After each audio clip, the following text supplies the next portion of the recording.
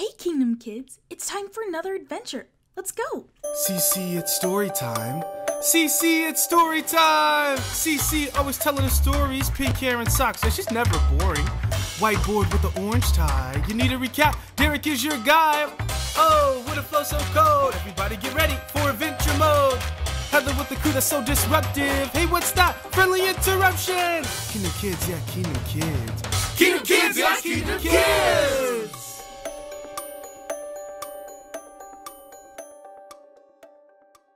The movie I have been waiting all year to see is finally coming out.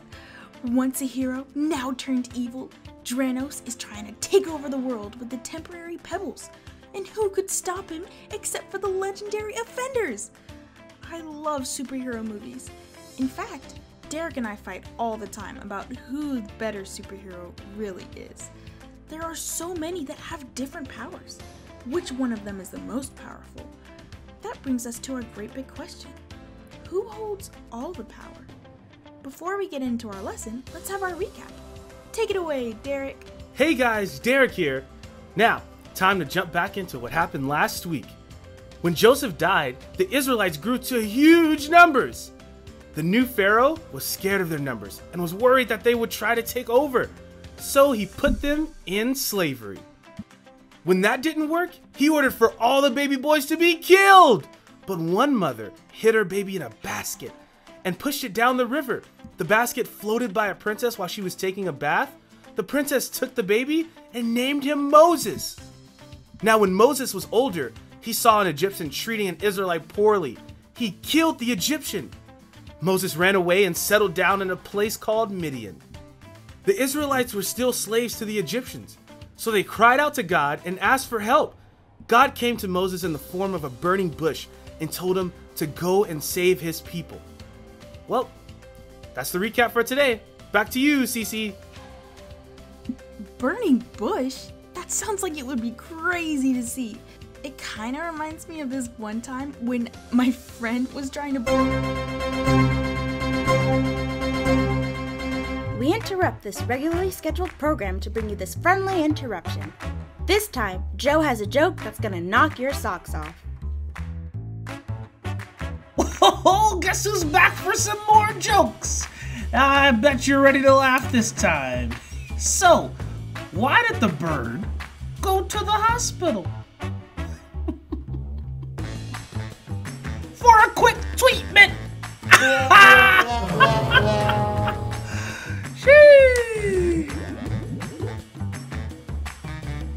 Well, at least he tried. Back to Cece. His jokes are almost so bad, they're funny. Anyway, now that that's out of the way, ladies and gentlemen, boys and girls, it's time for... Adventure Mode! God sent Moses and his brother Aaron to Egypt to free his people. So they went before Pharaoh and told him, "The Lord says, 'Let my people go.' But Pharaoh responded, saying, 'Who is the Lord that I should obey him and let Israel go?' And he doubled the Israelites' workload. So God sent 10 plagues to Egypt. First, he turned the water in the Nile River to blood, but Pharaoh still refused.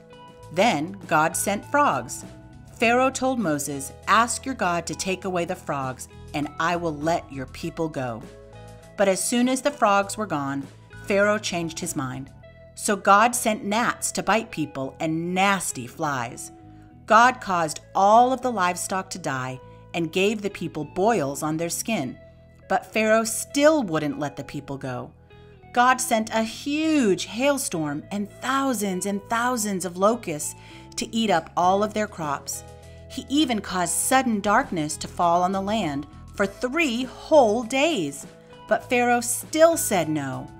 Finally, Moses warned Pharaoh, "God will bring one more plague.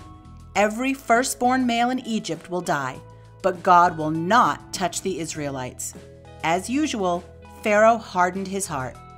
Through Moses, God instructed the people of Israel to kill a lamb and paint its blood on the doorframes. The blood would mark where God should pass over and spare the firstborn male. That is why the Israelites celebrate with a large feast every year called the Passover, thanking God for freeing them from Egypt. Pharaoh called for Moses and Aaron and told them to leave immediately. 600,000 people packed up and left Egypt quickly. The Israelites were saved. And that's what we learned on Adventure Mode! Wow. I don't know any superhero who can do the things God did in today's lesson. He really is powerful. That reminds me of a song that I used to sing. My God is so big, so strong, and so mighty, there's nothing my God cannot do. Hey, that's the answer to today's great big question. Who holds all the power? God does. Well, friends, thanks for going on this adventure with me. I'll see you next time. Bye!